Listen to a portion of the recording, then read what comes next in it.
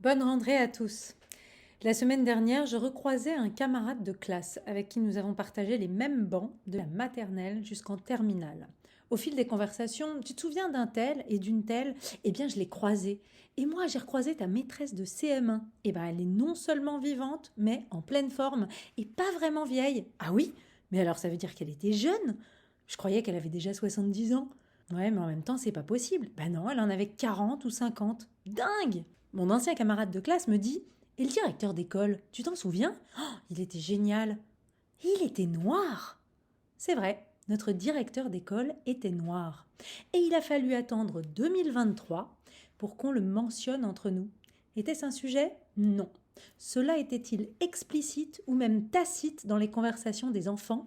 Jamais. Des parents? Pas plus. Cela changeait-il quelque chose aux enseignements? Toujours pas. Le directeur était le directeur. Point. Cette conversation d'il y a quelques jours a alors fait écho à la polémique ridicule de 2 jours plus tôt dans ma tête. La polémique autour de la vidéo d'élèves lauréats d'un concours d'anglais qui enregistraient un texte écrit par eux à la manière de Martin Luther King. Mardi, une vidéo est postée par les réseaux sociaux du ministère de l'Éducation nationale. On y voit des élèves de collège dire des phrases en anglais à la manière de Martin Luther King. Seulement voilà, les élèves sont blancs. Et figurez-vous qu'aux yeux de certains, cela ne passe pas. Mais alors pas du tout. Mercredi, la polémique enfle. Supprime, il n'y a rien qui vous choque. Une élue de Paris dit: Je crois que ma honte est ici plus profonde encore que ma colère. Quelques heures après, la vidéo était supprimée, le ministère précisant que la vidéo avait été réalisée le 30 juin dernier avec Papendiaï et expliquant aussi qu'elle était supprimée face aux troubles et à la violence de certains commentaires à l'égard des élèves qui s'étaient investis avec enthousiasme dans le projet. Eugénie Bastier résume la situation sur Twitter en citant un article dont le titre est: Face à la polémique, le ministère de l'Éducation supprime son hommage raté à Martin Luther King. Elle écrit: Raté égale des enfants blancs?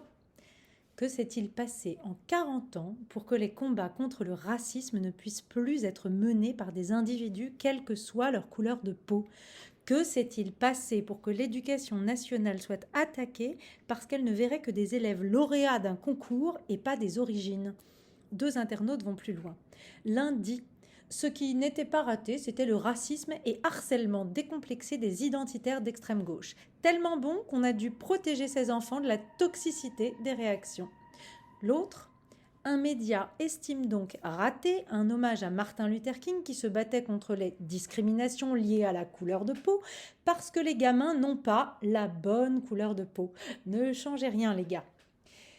Allez, en espérant que le nouveau ministre de l'Éducation nationale trouve le moyen de réduire ces polémiques en tenant bon sur les principes républicains et qu'on l'aide tous à remettre l'école au milieu du village des apprentissages plutôt qu'elle ne devienne un carrefour identitaire.